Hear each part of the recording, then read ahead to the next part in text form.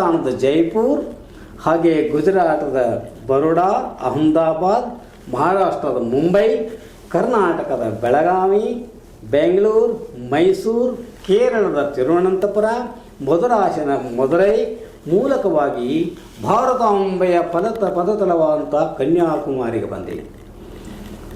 ಒಂದೆಡೆ ಬಂಗಾಳ ಕೊಲ್ಲಿ, ಇನ್ನೊಂದೆಡೆ ಅರಬ್ಬಿ ಸಮುದ್ರ, ಮುಂದೆ ಹಿಂದೂ ಮಹಾಸಾಗರಗಳ ತ್ರಿವೇಣಿ ಸಂಗಮದಲ್ಲಿ ನಾನು ಬಂಡೆಗಲ್ಲಿನ ಮೇಲೆ ನಿಂತು ಸುತ್ತಲೂ ನೋಡಿದೆ. ಆಗ ತಾನೇ ಪೂರ್ವ ದಿಕ್ಕಿನಲ್ಲಿ ಅರುಣೋದಯವಾಗುತ್ತಲಿತ್ತು. ನಾನು ಆ ಪ್ರಕೃತಿ ಮಾತೆಯ ಮಡಿಲಲ್ಲಿ ಮಗುವಾಗಿ ಹೋದೆ. ಆವಾಗ ಧ್ಯಾನಾಸಕ್ತಲಾಗಲು ಕಣ್ಣು ಮುಚ್ಚಿದರೆ ನನಗೆ ನನ್ನ ಭವ್ಯ ಭಾರತದ ಬಡತನ ಎದ್ದು ಕಾಣತೊಡಗಿತು.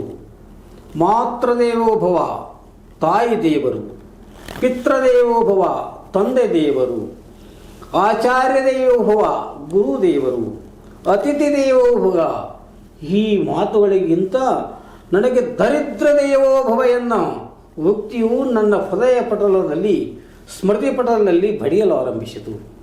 ನನ್ನ ಈ ಭವ್ಯ ಭಾರತಕ್ಕಾಗಿ ಏನನ್ನಾದರೂ ಮಾಡಬೇಕೆಂಬ ನನ್ನ ಅಲ್ಲಿ ಹಂಬಲವು ತೀವ್ರವಾಗತೊಡಗಿತು. ಆದರೆ ಬರಿಗೈ ಸನ್ಯಾಸಿ ನಾನು ಏನು ಮಾಡಬೇಕೆಂಬುದು ತೋಚದೆ ನಾನು ಮರಳಿ ಮದ್ರಾಸಿಗೆ ಬಂದೆ.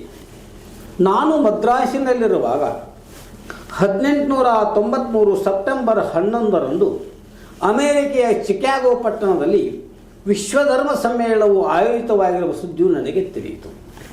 ನನ್ನ ಪರಮ ಶಿಷ್ಯರಾದ ಮಹಾರಾಜ ರಮಾನಂದ್, ಜಸ್ಟಿಸ್ ಸುಬ್ರಹ್ಮಣ್ಯಂ ಅಯ್ಯರ್ ಹಾಗೂ ಕೇತ್ರಿ ಮಹಾರಾಜರ ಸಹಕಾರದಿಂದ ನಾನು 31 ಮೇ 1893ರಂದು ಭಾರತದಿಂದ ಅಮೆರಿಕೆಗೆ ಹಡಗಿನಲ್ಲಿ ಪ್ರಯಾಣ ಬೆಳೆಸಿದೆ.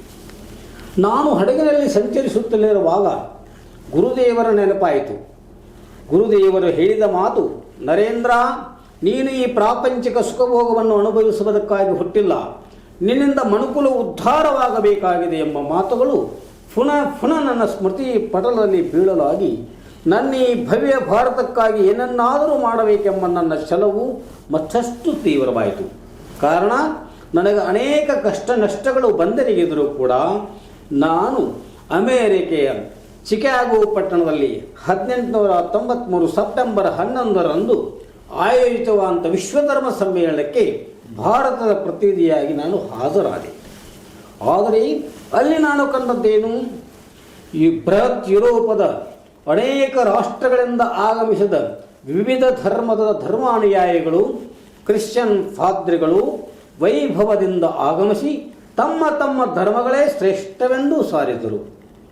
ಕೊನೆಗೆ ಭಾರತ ದೇಶದ ನನ್ನ ಸರದಿ ಅಂದರೆ ನನ್ನೀ ಭಾರತದ ಒಂದು ವೈಭವವನ್ನು ನಾನು ವಿಶ್ವದಾದ್ಯಂತ ನಾನು ಪಸರಿಸಬೇಕೆಂಬ ನನ್ನ ಬಲವಾದಂಥ ಒಂದು ಮೊಳಕೆ ಚಿಗುರೊಡೆಯುವ ಕಾಲ ಸಂದಿತು.